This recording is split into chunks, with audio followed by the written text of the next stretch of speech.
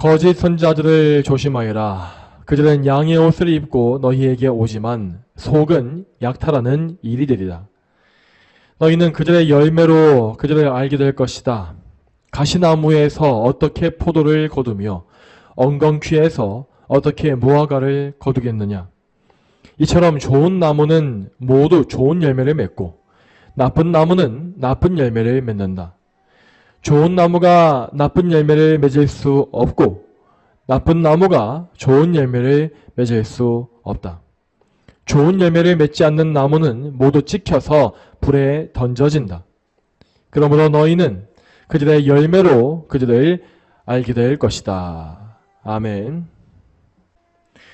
이 시간에는 참 사역자와 거짓 사역자를 분별하라 라는 제목으로 하나님의 거룩한 말씀을 증거하겠습니다. 지금 우리는 이 산상수훈의 마지막 부분으로 들어가고 있습니다. 우리 예수님께서는 이제까지 이 산상수훈의 말씀을 통하여서 천국 백성의 거룩한 삶이 무엇인지를 들려주신 바 있었습니다. 그리고 이 산상수훈의 세 번째 부분인 7장에 들어온 이후에는 하나님 나라의 백성으로서 살기 위하여 우리가 어떻게 말씀을 실천해야 하는지, 그리고 또한 얼마나 정확한 분별력을 가져야 하는지를 말씀해 주고 계시죠. 이렇게 하여서 성도의 삶에 대하여 엄숙한 교훈을 주신 이후에 이제 마지막으로 예수님은 우리의 구원 여정을 가로막는 큰 위험이 무엇인지를 설명해 주고 계신 것입니다. 오늘 본문 말씀에 따르면 그 큰 위험이란 것은 바로 이 세상 도처에 활동하고 있는 거짓 선지자라고 되어 있습니다. 이 거짓 선지자들은 거짓의 아비인 마귀에게 속한 자들로서 아주 교활하고 약삭빠른 자들로 되어 있습니다. 아무리 하나님의 선택을 받은 양들이라 할지라도 이 거짓 선지자들에게 속게 되면 영적으로 엄청난 해를 당할 수밖에 없는 것입니다. 그래서 예수님은 당신의 양떼를 보호하시기 위하여 오늘 이 경고의 말씀을 분명하게 선포하신 것이죠. 그러면 곧바로 오늘 본문을 보도록 하겠습니다. 먼저 15절 말씀을 같이 읽어보겠습니다. 본문의 15절 말씀 같이 읽어보겠습니다. 시작. 거짓 선지자들을 조심하여라. 그들은 양의 옷을 입고 너희에게 오지만 속은 약탈하는 이리들이다. 아멘. 이 첫 번째 구절에서 예수님은 지금 이 한 단락의 주제를 먼저 명확하게 보여주십니다. 이렇게 두 갈식으로 주제를 먼저 말씀하심으로써 예수님은 절대 혼동할 수가 없는 경고의 메시지를 정확하게 먼저 들려주신 것입니다. 우리 예수님은 당신의 양떼를 구원의 길로 안전하게 인도하시는 목자이십니다. 그분은 양떼의 어리석음과 연약함을 인내해 주시고 또한 하감해 주시며, 그래서 보혜사 성령님을 통하여 말씀을 밝히 알게 하시고 순종할 수 있게 하시는 은혜를 베풀어 주십니다. 자, 그러므로 우리가 참으로 하나님의 택하심을 입은 그리스도의 양이라고 한다면 이 말씀에 담겨 있는 바 예수님의 뜻이 무엇인지를 명확히 파악하고서 거짓을 분별하는 지혜와 그런 분별력을 갖춰야 할 것입니다. 그렇지만 이와 반대로 예수님은 회개하지 않는 악인들에게 말씀하실 때 말씀의 정확한 의미를 숨겨놓으시는 경우가 종종 있었습니다. 그런 경우에 예수님은 그들이 곧잘 알아들을 수가 없는 비유를 사용하시는 것을 볼 수 있죠. 말씀이 이렇게 비유로 선포될 때에 하나님의 은혜가 없는 사람들은 그 말씀을 전혀 이해하지 못하고 엉뚱한 해석을 하는 것을 보게 됩니다. 그러나 반대로 하나님의 은혜를 덧입은 주의 백성들은 성령님으로 말미암아 그 뜻을 조명받고 이해하며 그래서 그 뜻에 합당한 순종의 열매를 맺어갑니다. 여러분, 이와 같이 죄인들에게 진리가 감춰지는 이유가 무엇일까요? 그것은 그 사람들이 진리를 대적하고 또 미워하며 회개를 거부하는 악인들이기 때문입니다. 그래서 하나님은 그 죄인들이 마음속에 소망하는 바대로 그 육신의 욕망을 가득 채워주시되 반대로 그들이 원치 않는 바 영생의 진리를 알 수 있는 기회는 빼앗아 버리시는 것입니다. 이와 같이 진리가 숨겨지는 것은 회개하지 않는 이 완고한 죄인들에게 내려지는 하나님의 엄중한 심판입니다. 다시 본문으로 돌아가서 이 거짓 선지자들의 특징을 살펴보겠습니다. 그들은 양의 옷을 입고 우리에게 오지만 속에는 약탈하는 이리가 가득하다고 되어 있습니다. 자, 이와 같이 거짓된 말씀을 전하는 자들은 결코 자신의 정체를 드러내지 않습니다. 그들은 겉보기에는 정말 경건하고 열심히 있으며 또한 많은 재능과 능력을 가지고 있는 사역자로 보일 것입니다. 예수님 당시에 이러한 대표적인 거짓 사역자들은 바로 바리새인들이었습니다. 그들은 겉보기에 누구보다 더 하나님을 경외하고 율법을 준행하는 신앙인들로 보였습니다. 그들은 종교적인 열심과 지식으로 인해 백성들의 존경을 받았고 랍비라고 하는 아주 명예로운 칭호 역시 가지고 있었지요. 그들은 아브라함과 모세의 언약을 따르면서 다윗의 왕국을 다시 재건하는 참된 선생들로 보였습니다. 예수님 말씀과 같이 이 바리새인들은 그야말로 양의 옷을 입은 것처럼 보이는 그런 사람들이었던 것입니다. 그 당시에 이스라엘 백성들은 바리새인들이 전하는 말을 분별하지 못했기 때문에 그들이 가르치는 대로 율법주의의 거짓 신앙을 그대로 따라갔습니다. 그러나 예수님께서는 끊임없이 바리새인들의 위선을 폭로하셨고 그들이 인간의 영광을 추구하는 거짓 선지자임을 드러내셨습니다. 자, 우리가 나중에 마태복음 23장을 보게 되면 이 바리새인들에 대한 심판의 말씀이 한 번에 모여 있는 것을 볼 수 있습니다. 마태복음 23장에 따르면 바리새인들은 물질적인 면에서도 백성들을 갈취하는 이리때와 같았습니다. 성경에 따르면 그들은 돈을 좋아하는 자들이라고 하였는데 그래서 예수님은 그들을 가리켜서 높은 자리에 앉는 것을 좋아하는 자들이라고 하셨고 또한 이 과부의 집을 삼키는 자들이라고 말씀하신 바 있습니다. 이 바리새인들은 하나님을 섬긴다는 명목으로 이 세상을 섬기는 자들이었으므로 자신의 종교적인 영향력을 이용해서 부와 권력을 취한 것입니다. 또한 더 나아가서 그들은 영적인 면에서도 백성들을 착취하고 궁핍하게 만드는 이리때와 같습니다.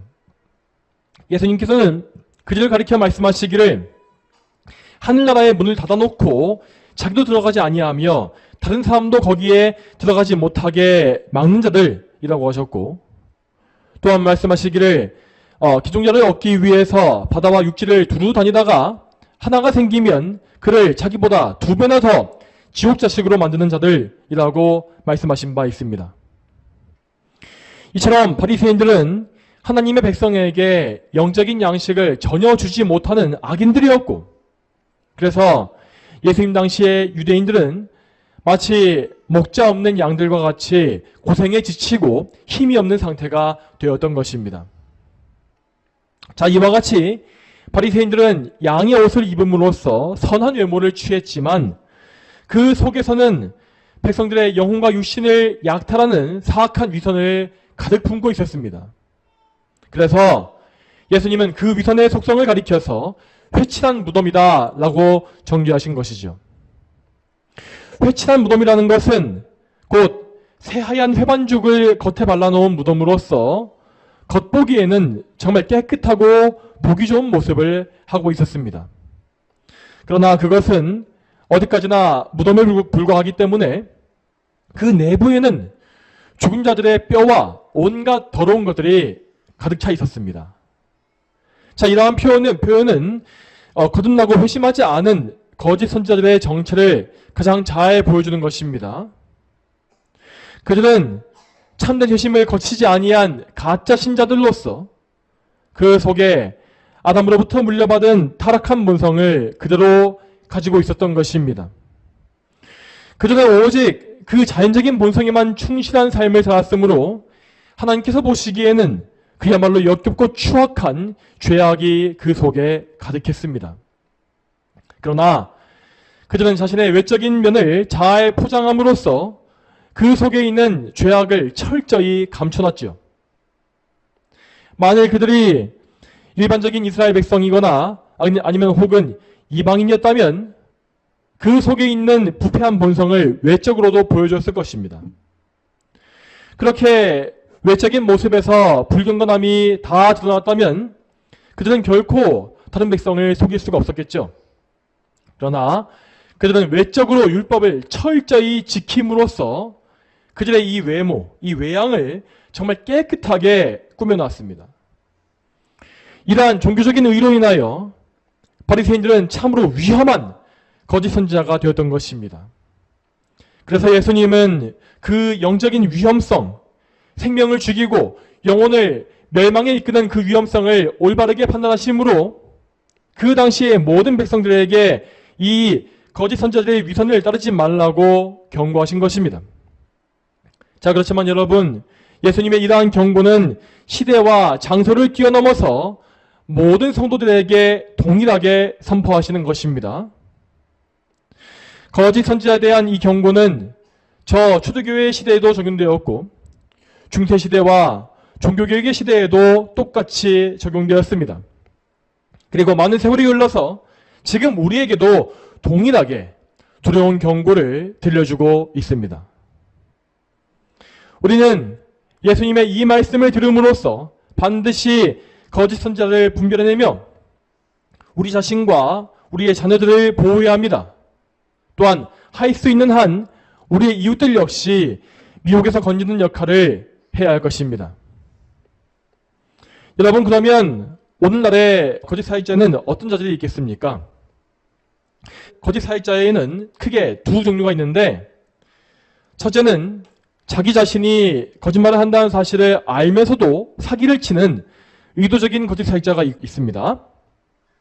자, 그렇지만 이러한 사람들은 사실 극소수의 사이비 이단에 존재할 뿐 이 전통적인 기성교회 안에는 많이 존재하지 않습니다. 다음으로 두 번째 종류의 거짓 사역자는 자신이 진리를 말하고 있다고 믿는 사람들입니다. 그들은 나름대로 성도들을 바른 길로 이끌고 있다고 스스로 믿고 있으며 또한 열심과 열정을 품고 있습니다. 그렇지만 그들은 거짓된 신앙과 신학으로 인하여서 사람들을 멸망의 길로 이끌어간다는 것입니다. 자, 그런데 사실상 이 현대교회 안에는 이러한 거짓 선지자들이 넘쳐나고 있는 것이 현실입니다. 현대 기독교는 성경을 올바르게 해석하고 선포할 수 있는 참된 신학이 거의 상실되어 버렸고 세상의 철학과 심리학과 경제 논리와 대중문화 등등 온갖 잘못된 도구를 이용해서 성경을 해석하고 적용하는 상황이 되어버렸습니다. 옛적 종교개혁부터 물려받은 올바른 신앙의 유산이 이 시대에는 거의 손실되어 버린 것입니다. 물론 오늘날의 교회 역시 겉보기에는 그리스도의 복음과 구원에 대해서 말하고 있는 것을 볼 수 있습니다. 그러나 대부분의 교회는 이렇게 인간의 구원 자체에만 집중하고 있을 뿐 교회의 궁극적인 목적인 하나님의 영광에 대해서는 침묵하고 있습니다. 자, 그러면 여러분들에게 한번 질문을 던져보겠습니다. 자, 여러분은 구원을 왜 받아야 한다고 생각하십니까? 오늘날 대부분의 사람들은 아마도 천국에 가고 싶어서 혹은 지옥에 가기 싫어서 등의 대답을 할 것입니다. 심지어 어떤 사람은 나의 행복과 기쁨을 얻기 위해서 구원을 받아야 한다라고 말하는 경우도 부지기수입니다. 하지만 이러한 것은 구원의 목적이 아닙니다. 이것은 구원을 통해서 얻을 수 있는 결과물에 불과한 것입니다. 성경은 단 한 번도 인간의 유익을 위한 구원을 말하지 않습니다. 자, 모든 말씀은 궁극적으로 하나님의 영광이라고 하는 한 가지의 목적을 향하고 있음을 기억하시기 바랍니다.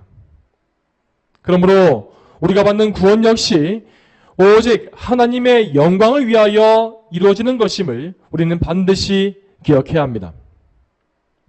여러분, 하나님은 당신께 반역한 죄인들을 구원하심으로 말미암아 영광을 받으십니다.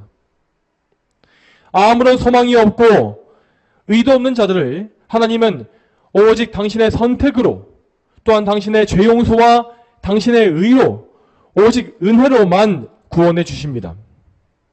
그렇게 하심으로 하나님은 그 추악한 죄인들을 거듭나게 하시어서 그들 안에 하나님의 거룩한 형상이 회복되게 하시는 것입니다. 그리고 더 나아가서 하나님은 그들이 하나님만을 예배하는 거룩한 백성이 되게 해주시는 것이죠. 이처럼 하나님은 구원의 사역으로 말미암아서 오직 당신의 영광을 추구하시는 분입니다. 그리고 이렇게 우리 안에, 우리의 삶에 하나님의 영광이 이루어져 갈 때 우리는 그 하나님의 영광 안에서 그 영광으로 말미암아 영원한 생명과 기쁨과 평강과 안식이라는 유익을 얻는 것입니다. 그러므로 여러분은 항상 먼저 하나님의 나라와 의를 구해야 하는 것이며 여러분의 유익을 부인하고 오직 하나님의 영광에만 모든 삶을 집중하셔야 하는 것이죠. 자, 그렇지만 앞서 말씀드린 바와 같이 오늘날의 현대 기독교는 이러한 구원의 목적과 순서를 완전히 뒤집어 놓았습니다. 현대 교회는 교회의 절대적인 목적을 하나님의 영광에 두지 아니하고 영혼 구원에 다 두어버렸습니다. 그렇게 함으로써 교회는 점점 더 이 전도와 선교라는 목적을 위해서라면 수단과 방법을 가리지 아니하는 방향으로 나아가게 된 것입니다. 사람의 마음을 열고 교회에 붙잡아두기 위하여서 온갖 세상의 문화와 심리학 요법을 끌어들이고 또한 성경에 나와 있지 않은 육신의 복과 번영을 약속하며 그리고 그들의 감정을 자극하는 음악과 영상 등을 동원하는 등의 일들이 벌어지고 있습니다. 이러한 유행을 선도하는 것은 보통 초대형 교회와 선교단체들인데 그들이 먼저 뭔가 새로운 것을 교회에 들여오면 나머지 기독교계가 따라가는 식으로 계속 타락이 가속화되고 있는 현실입니다. 여러분, 그렇지만 이렇게 교회 안으로 세상이 침투해 들어오는 이러한 현상은 교회사에서 봤을 때 결코 교회가 거룩하였을 때 벌어진 일이 아닙니다. 교회의 오랜 역사를 살펴보게 되면 교회가 제일 타락하고 배도와 배교가 제일 극심했을 때에 이렇게 교회가 세상에 점령당하는 현상이 팽배했다는 사실을 우리는 볼 수 있습니다. 하지만 참된 교회는 항상 세상에게 잠식당하는 것이 아니라 오히려 반대로 복음을 통하여서 세상을 점령하는 것입니다.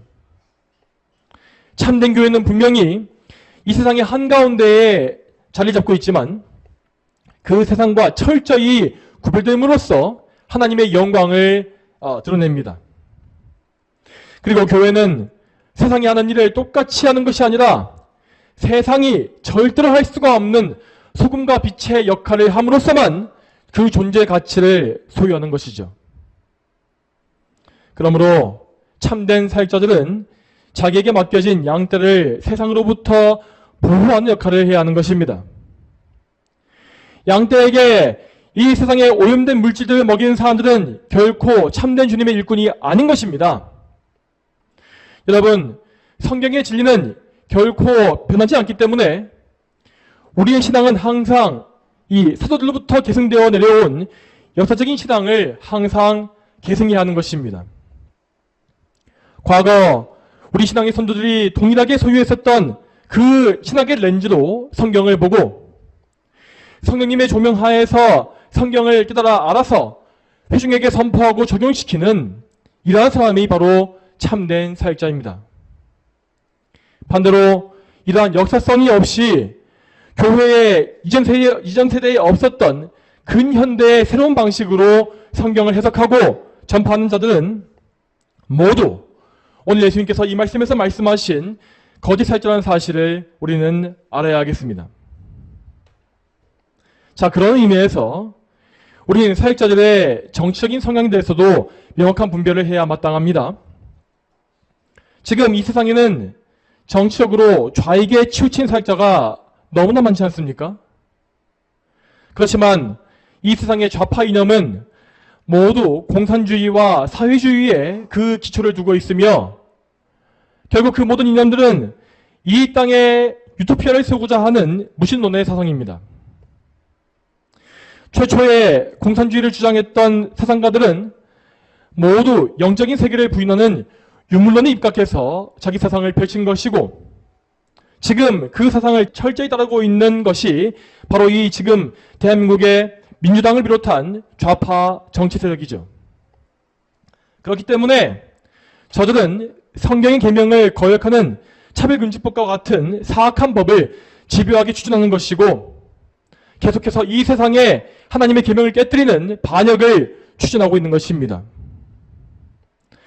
사실 이러한데도 좌익에 치우친 목사들은 하나같이 우파 정치인들의 도덕적이고 윤리적인 결함을 내세우면서 좌파 이념이 더 도덕적이고 성경에 더 부합한다고 억지 주장을 펼치고 있습니다. 여러분, 하지만 이 정치인의 도덕과 윤리의 결함은 이 좌파 우파를 막론하고 대부분의 정치인들에게 다 있는 것이지 않습니까? 그렇게 정치인들이 도덕적으로 부패한 원인은 결국 교회가 그들에게 빛과 소금의 역할을 하지 못해서 그런 것이지 우파의 정치 사상이 틀려서 그런 것이 아닌 것입니다. 여러분, 현대의 자유민주주의는 분명히 과거의 청교도를 비롯하여서 영국의 기독교에서 태동한 것이며 또한 개혁파 신앙에 뿌리를 두었던 미국을 통해 꽃을 피운 정치 사상입니다. 당연히 우파가 추구하는 자유민주주의와 시장경제는 십계명에 부합하는 전통적인 가치관을 옹호하고 신앙의 자유를 옹호하는 쪽으로 가게 되어 있습니다. 자, 왜냐하면 그 이념의 뿌리 자체가 우리 종교개혁의 신앙에서 나온 것이기 때문입니다. 그러나 반대로 좌파에 속해 있는 사회주의와 공산주의 이념은 그 뿌리 자체가 반기독교적인 무신론 철학에 있기 때문에 결국에는 교회의 입을 틀어막고 기독교를 말살하는 정책을 가져올 수밖에 없는 것입니다. 이 세상에서 사회주의 이념에 의해서 돌아가고 있는 국가들을 잘 보시기 바랍니다. 저 가까이 있는 중국을 비롯하여서 좌파 정치인들이 득세한 저 서구 유럽의 나라를 잘 보시라는 말입니다. 지금 저런 나라들에서 교회가 제대로 된 말씀을 선포할 수 있습니까? 그런 국가에서는 그리스도만이 구원의 길이라고 말하면 감옥에 가게 되고 동성애를 죄라고 선포하면 벌금을 물게 되며 이슬람교가 마귀 종교라고 말하게 되면 테러를 당합니다. 자, 그런 상태에서 어떻게 교회가 참된 영적 기관으로서의 가치를 가질 수 있겠습니까? 사실이 이런데도 불구하고 좌파 사상에 취해 있는 저 거짓 사역자들은 틈만 나면 현 정부를 찬양하고 민주당을 옹호하는 사악한 주장을 이 강단에서 공공연하게 떠들고 있습니다. 여러분, 우리는 이러한 거짓말쟁이들을 단호하게 반대하고 또한 기도로서 대적해야 합니다. 저들은 겉보기에 아주 선량해 보이는 겉모습을 하고서 우리에게 다가오지만 저들의 마음속에는 교회를 파괴하고 양들을 물어죽이려는 이리떼가 가득합니다. 우리는 이러한 사실을 반드시 영적으로 분별해야 할 것입니다. 자, 그러면 계속 이어서 16절에서 18절까지 말씀을 같이 보겠습니다. 오늘 본문의 16에서 18절까지 말씀 같이 읽어보겠습니다. 자, 시작.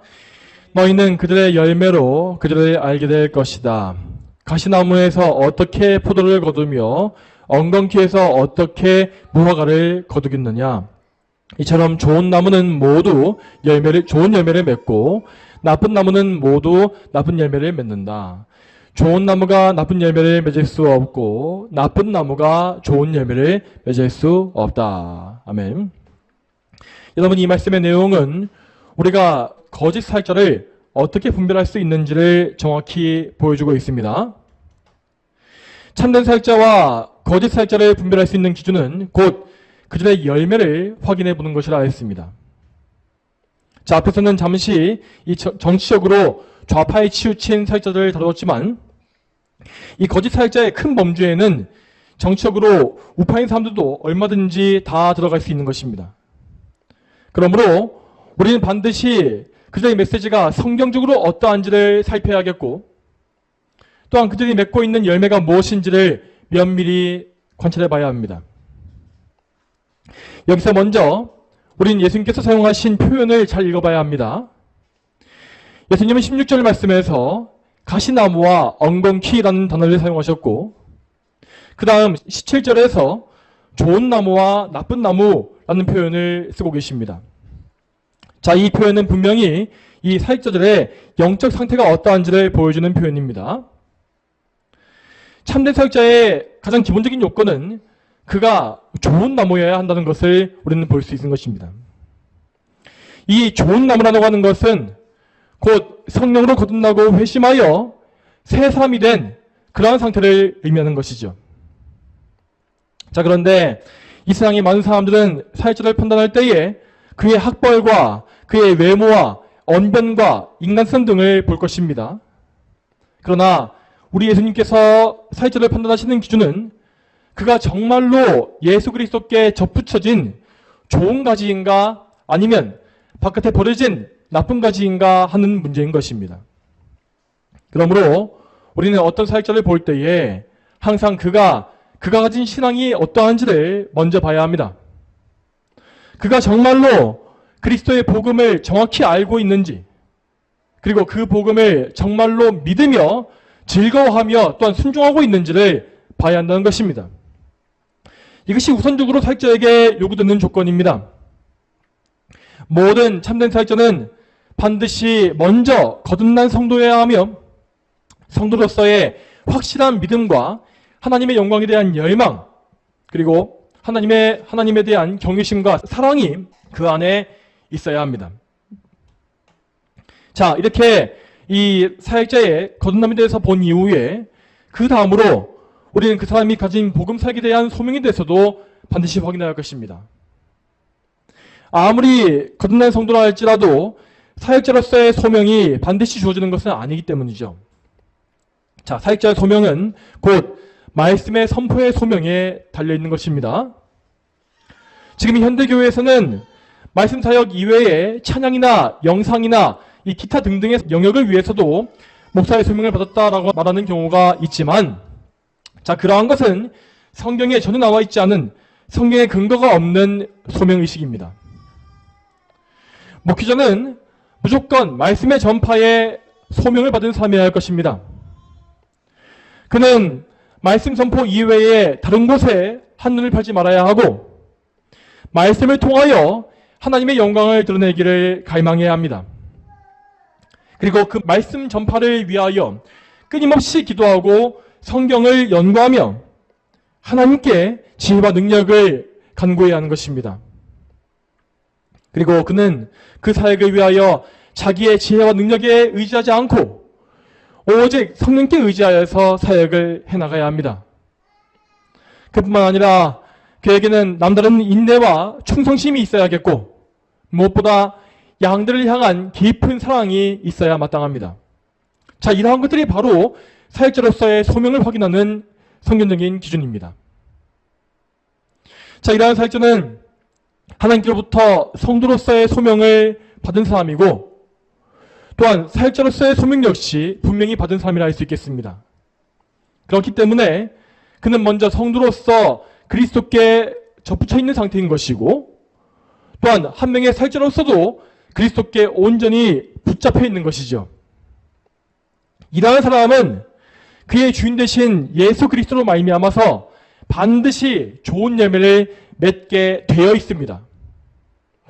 자, 이 열매는 그 사역자의 내적으로도 맺혀가는 것이고 또한 외적으로 그의 사역지에서도 풍성이 맺히게 됩니다. 먼저 그의 내적인 면에서 그 참된 사역자는 그리스도와 연합함으로 말미암아 그리스도의 형상이 그 안에 이루어지는 열매를 맺게 됩니다. 과거에 그에게 가득했던 죄의 본성과 연약함이 점점 더 끊어지고 그리스도의 거룩한 인격과 아름다운 그 품성이 그에게 나타나는 것입니다. 이런 가운데 그의 삶은 점점 더 자기 부인과 사랑과 온유함과 담대함과 열정과 같은 예수님의 성품으로 가득 채워져 가게 됩니다. 그러나 만일 어떤 사역자가 시간이 계속 흘러도 성화의 열매를 맺지 못하고 그리스도께 거역하는 열매만을 맺어간다면 우리는 그 사람의 목회 소명에 대해서도 심각한 의구심을 품을 수밖에 없을 것입니다.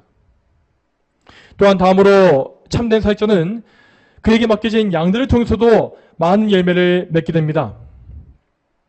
비록 하나님께서 그에게 맡기신 양떼가 적다 할지라도 참 사역자는 그들을 하나님께 온전히 맡기면서 그들을 통하여 하나님께 영광 돌리는 것을 평생에 추구해 갑니다. 그들에게 끊임없이 그리스도의 복음을 선포하고 십자가를 지고서 그리스도를 따라가는 그 삶을 권면하며 날마다 그들의 영혼을 점검하고 죄악에 대해서 경고하는 그러한 영적 씨름을 해나가는 것입니다. 과거 우리의 선배 사역자들은 목회자를 가리켜서 성도들의 영혼을 지키는 보초와 같다고 부르곤 했습니다. 날마다 성도들을 위해서 기도하며 말씀으로 그들의 영혼을 깨우는 이러한 보초와 같은 사역이 바로 참 사역자의 의무라는 것입니다. 물론 이러한 사역의 방식은 그 효과가 대단히 느리게 나오고 어쩌면 이 시대에 맞지 않게 보일 수도 있을 것입니다. 실제로 이러한 전통적인 방식은 정말 오랜 시간의 인내와 괴로움을 우리에게 요구하죠. 그래서 사도 바울은 성도들을 향한 자신의 수고를 가리켜서 해산의 고통이다 라고 표현한 바 있는 것입니다. 그러나 아무리 이 과정이 힘들고 오래 걸린다 할지라도 우리는 이 방식을 포기하고 다른 길로 갈 수가 없는 것입니다. 우리는 결단코 하나님보다 더 지혜로운 채 해서는 안 됩니다. 성도들을 기도와 말씀으로 양육하는 것은 바로 우리 주 예수님의 뜻이고 방식이기 때문에 여기에는 분명히 확실하고 영원한 열매가 약속되어 있습니다. 그러나 이와 반대로 거짓 사역자가 맺는 열매는 전혀 그리스도와 관계가 없습니다. 왜냐하면 그들은 애초에 그리스도에게 접붙여진 적이 없는 죽은 나무이기 때문입니다.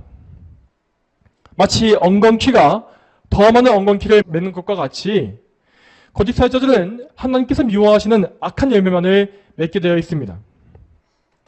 그의 마음속에서는 온갖 위선과 교묘한 자기의가 점점 더 강해지고 또한 복음을 가지고서 자기의 유익을 도모하며 자기 영광을 드높이는 그러한 악한 열매가 계속 맺히는 것입니다. 또한 그러한 악한 열매들은 그의 사역지와 그의 교인들에게서도 창궐하는 것을 볼 수 있습니다. 그나마 그의 목회지에서 남아있었던 양들은 영적으로 굶주려서 신음하다가 교회를 나가게 되고 시간이 갈수록 염소와 쭉정이 많이 예배당을 가득 채우는 것입니다. 그런 사람들은 자기 목회자의 메시지가 어디로 가냐에 따라서 다양한 종류의 거짓 열매를 맺습니다. 어떤 회중은 온갖 신비적인 은사를 추구하는 쪽으로 치우쳐서 성경 말씀을 등한히 쪽으로 나가게 되고 또 어떤 회중은 돈을 사랑하여서 세상의 성공을 추구하는 쪽으로 나아가는 것을 볼 수 있습니다. 그리고 또 다른 회중은 인간의 위로와 마음의 즐거움을 추구하며 또 다른 회중은 정치적인 힘에 따라서 이 세상의 낙원을 이루는 일에 모든 삶을 집중하는 것을 우리는 볼 수 있습니다. 자, 이런 모든 것은 그 교회가 그리스도만을 따르지 않기 때문에 맺히는 악한 열매입니다. 그리스도를 전심으로 따르는 회중은 성령의 열매를 맺게 되어 있지만 그리스도가 아닌 다른 것을 따르는 회중은 정욕과 탐심의 열매를 맺게 되어 있는 것입니다.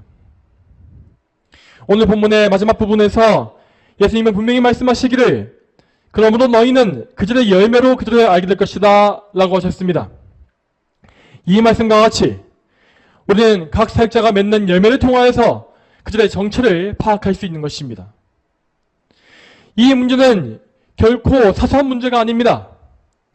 이 문제는 여러분의 영원한 생명이 달려있는 가장 심각한 문제인 것입니다. 그러므로 이 말씀을 들으시는 모든 분들께서는 반드시 여러분께서 지금 출석하고 계시는 교회 상황을 잘 보시기 바랍니다. 정말로 여러분의 목사님이 성경에 입각하여서 십자가의 복음을 선포하고 있는지, 그리고 자기 자신이 그 십자가를 먼저 지고 주님을 따라가고 있는지를 잘 살펴보시고 또 그것을 주님께 기도로서 여쭤보셔야 할 것입니다. 또 여러분의 교회와 형제들 사이에서 맺히고 있는 열매가 무엇인지를 또 잘 살펴보십시오.